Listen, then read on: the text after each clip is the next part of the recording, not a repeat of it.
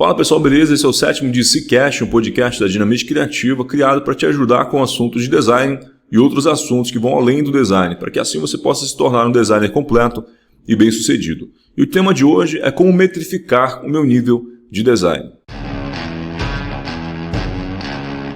Como eu faço para entender em que nível eu estou, em que nível de cliente eu já consigo atender com o estado atual de qualidade do meu trabalho? É só sobre design, eu preciso de algo a mais para mudar o meu nível de cliente e, por consequência, o meu faturamento. Esse é um assunto que vai acabar sendo continuidade do podcast anterior, onde a gente falou que nem todo cliente é o cliente ideal para você. E uma pessoa acabou perguntando para a gente lá no nosso Instagram como que a gente consegue fazer para metrificar o nosso nível de design. Qualidade de design não tem a ver apenas com a parte técnica. O gosto das pessoas é único, você pode ter um trabalho incrível e algumas pessoas vão achar lindo e outras pessoas nem tanto. Então não tem como metrificar isso de forma tão precisa. Quem é da área vai entender o seu nível de trabalho, o seu nível técnico, as estratégias que você usa, vai admirar o seu nível de trabalho. Mas e quem não é da área, como que faz? Quando olhar o seu trabalho, não vai conseguir entender absolutamente nada em relação à parte técnica. Só vai conseguir dizer se ficou bonito ou se não ficou, e ainda assim com base no gosto pessoal. Porque no final das contas, não é outro designer que tem que gostar do seu trabalho, é o seu potencial cliente. De nada adianta ter prêmios internacionais, selos no Behance, projetos em livros publicados e mais de 100 mil seguidores no seu Instagram, se o seu cliente não ver beleza no seu trabalho, se ele não entender a mensagem que está sendo transmitida. Ele não entende de design, provavelmente está mais preocupado com as estratégias de crescimento da empresa dele do que o tipo de grid que você está usando. Você está usando princípios de Gestalt ou semiótica. Esses são os assuntos que você precisa dominar. Assuntos de design são a sua praia e não a dele. Então, uma das formas de você analisar o seu nível de design seria através do que os seus clientes dizem sobre os seus projetos. Esqueça premiações, selos, publicações em livros internacionais de design. Eu não tenho nada disso, mas eu consigo fechar projetos de 6 dígitos, porque eu consegui fazer com que os meus clientes entendessem que meu trabalho está em outro nível. Eu conheço designers que têm premiações internacionais, selos no Behance, publicações em livros internacionais, mas olhando o trabalho deles, o nível técnico é absurdo, mas o resultado final dos seus projetos, para quem é leigo, não é tão atrativo, porque o foco está na técnica e não no ponto final, não no resultado, não no que é belo, não no que é atrativo para o cliente e para o público do cliente dele.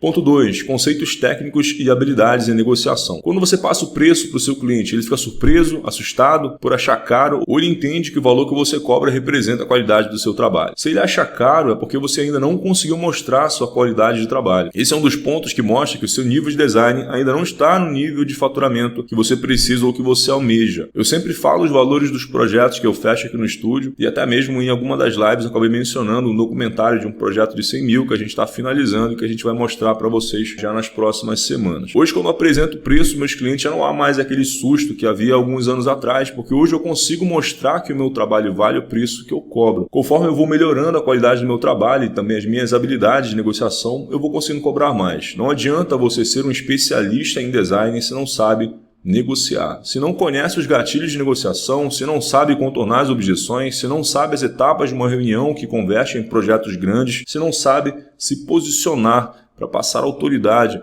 para mostrar que não é apenas especialista em design, mas tem outras habilidades de mercado de negócio. O problema dos profissionais da nossa área é estudar só grid, só proporção áurea, só ponto de tangência, só gestalt, e isso é só o básico para a gente. A gente é obrigado a dominar essas áreas, assim como o pedreiro, ele precisa saber sobre construção. Você não pede para ele estudar, é obrigação dele, mas além disso, não adianta estudar somente a nossa área de especialidade, porque senão a gente vai ser apenas designers vendendo a sua hora em troca de esmola.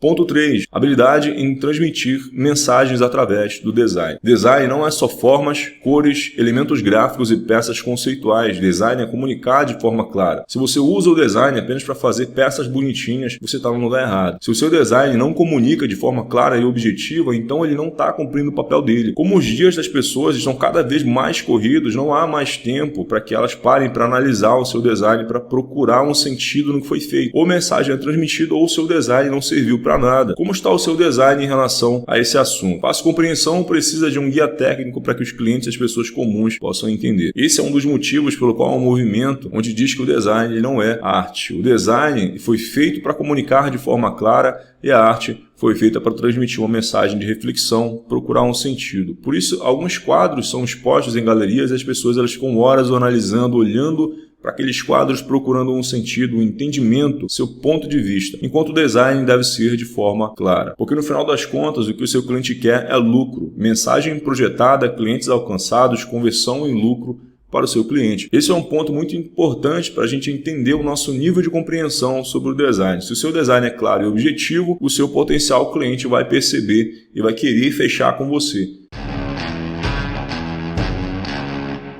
Quarto e último ponto. Qualidade e nível técnico absurdo versus habilidade em falar de negócios. Eu conheço uma galera que tem um nível técnico absurdo, mas não consegue cobrar um valor alto nos projetos, porque não entendem de negócios. E acredite, isso faz toda a diferença. Domínio nesse assunto te coloca no mesmo nível intelectual dos grandes empresários e ainda te ajuda no seu crescimento profissional e como empreendedor. Estudar sobre negócios te diferencia daquele cara que só fala de grid, fonte humanista e te coloca mais próximo do que os grandes empresários pensam. Você pode até ter muitos selos no Behance e prêmios internacionais, mas você já parou para pensar por que você não consegue cobrar 30, 60, 100 mil em um projeto? Às vezes não é porque o seu trabalho é ruim, mas é porque você não entende de negócios. Eu tenho um amigo dono de agência que fatura mais de 2 milhões por ano e não entende nada de design, mas a equipe dele, sim. Ele é o cara que negocia com as grandes empresas e usa estratégias de negócios para fechar esses projetos, mesmo sem saber absolutamente nada de design. Então você vai conseguir mudar o seu nível de cliente